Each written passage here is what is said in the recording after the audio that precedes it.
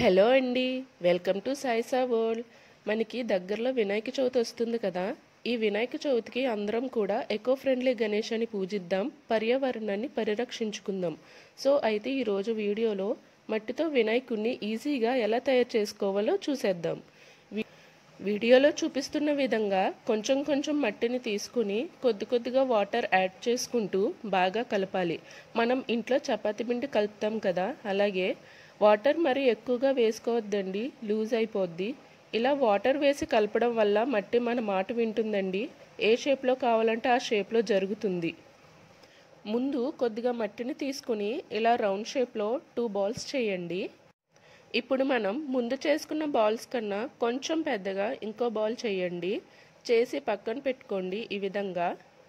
ఇప్పుడు మీ ఇంట్లో చిన్న గ్రానైట్ ముక్క ఉంటే తీసుకోండి. గ్రానైట్ ప్లేస్లో చిన్న అట్ట ముక్క అయినా పర్వాలేదండి. 2 ఈక్వల్ బాల్స్ చేసాం కదా, అందులో ఒక బాల్ తీసుకుని కింద బేస్లా ఇలా సెట్ చేయండి.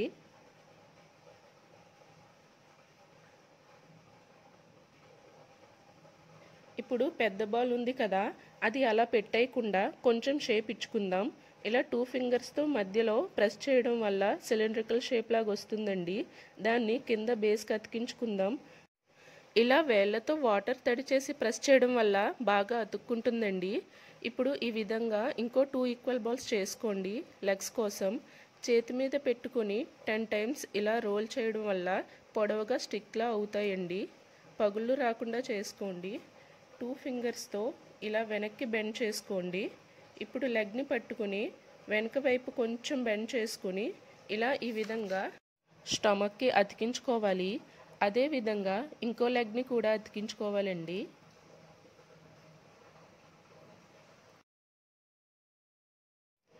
ఇప్పుడు మళ్ళీ 4 ఈక్వల్ బాల్స్ చేసుకోండి. చిన్నగా హ్యాండ్స్ కోసం 2 హ్యాండ్స్తో రోల్స్ చేసి ఉంచండి. ఇలా చిన్నగా వీ షేప్లో బెండ్ చేయండి. చేసి బాడీ పార్ట్కి అతికించుకోవాలండి. ఇప్పుడు ఇంకో హ్యాండ్ని కూడా ఈ విధంగా బాడీ పార్ట్కి అతికించుకోవాలి.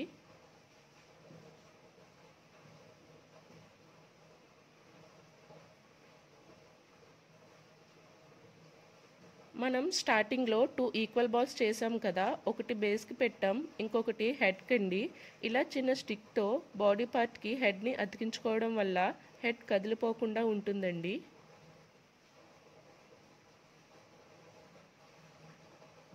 ఇప్పుడు చిన్నగా 2 ఈక్వల్ బాల్స్ చేసుకోండి ఇయర్స్ కోసం. ఇలా హ్యాండ్ పైన పెట్టి ఫింగర్తో గట్టిగా ప్రెస్ చేయండి. ఇప్పుడు మీ దగ్గర స్కేల్ కానీ చాకు కానీ తీసుకుని సగం కంటే తక్కువ పార్ట్ని ఇలా కట్ చేయండి. ఇలా 2 ఇయర్స్ని కూడా హెడ్కి నీట్గా అతికించేయండి.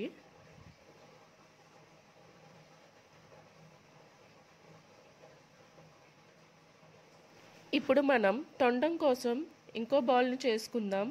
దాన్ని ఇలా రోల్ చేయండి కోన్ షేప్ వచ్చేలాగా. ఇప్పుడు దీన్ని తల భాగానికి అతికించుకుందాం.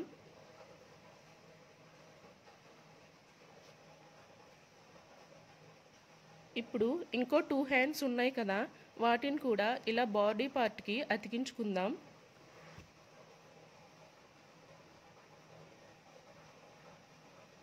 ఇప్పుడు కొంచెం మట్టిని తీసుకొని వీడియోలో చూపిస్తున్న విధంగా రోల్ చేసి ఇలా ఒక పాముని చేయండి. ఆ పాముని వినాయకుని హ్యాండ్లో ఫిక్స్ చేసేయండి ఇలా.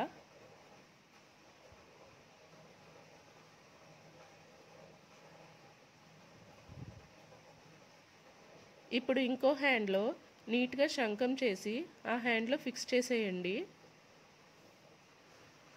తర్వాత ఇలా పొడవుగా 6 స్టిక్స్ చేయండి వినాయకుని తలపాగా కోసం. ఇలా ఒకదానిపైన ఒకటి 3 స్టిక్స్ వరుసగా ఫిక్స్ చేయండి. ఇప్పుడు క్రిస్ క్రాస్గా ఇంకో 3 స్టిక్స్ వరుసగా పెట్టండి.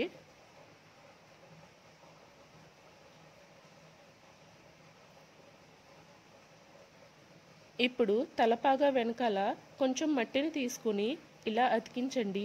ఇలా చేయడం వల్ల తలపాగా ఊడిపోకుండా స్ట్రాంగ్గా ఉంటుంది. ఇప్పుడు కళ్ళ కోసం మట్టితో ఇలా 2 చిన్న చిన్న బాల్స్ చేయండి, మిరియాల సైజ్ అంతా. వినాయకుని ఫేస్కి ఇలా కళ్ళు అతికించండి.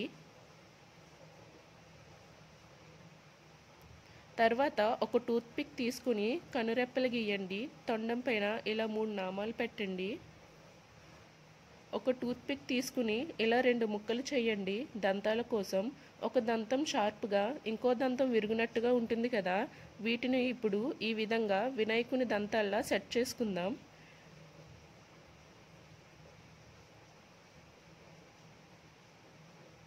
ఇప్పుడు కొంచెం గంధం తీసుకుని వాటర్లో మిక్స్ చేసి తొండం పైన 3 నామాలు పెట్టుకుందాం. ఫైనల్గా మన వినాయకుడైతే ఇలా రెడీ అయ్యారు. చిన్నపిల్లలు కూడా చాలా ఈజీగా చేసేయొచ్చండి. వీడియో నచ్చితే లైక్ చేయండి, షేర్ చేయండి, సబ్స్క్రైబ్ చేసుకోవడం మాత్రం మర్చిపోకండి.